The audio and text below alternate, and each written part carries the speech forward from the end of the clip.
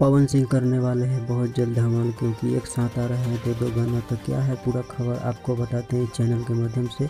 अगर आप भी अभी तक हमारे चैनल पर नए हो तो हमारे चैनल को सब्सक्राइब करें। चलिए बताते हैं।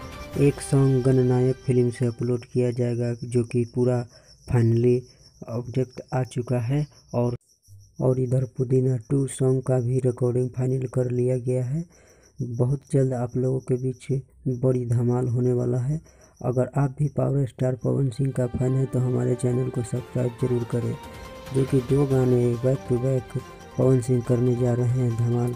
तो क्या है खबर, पूरी जानकारी आप सभी को बता देते हैं इस चैनल के माध्यम से।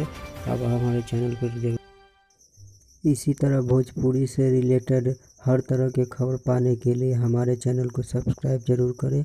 अगर आप भी हमारे चैनल पर अभी तक नए हैं तो हमारे चैनल को सब्सक्राइब जरूर करें।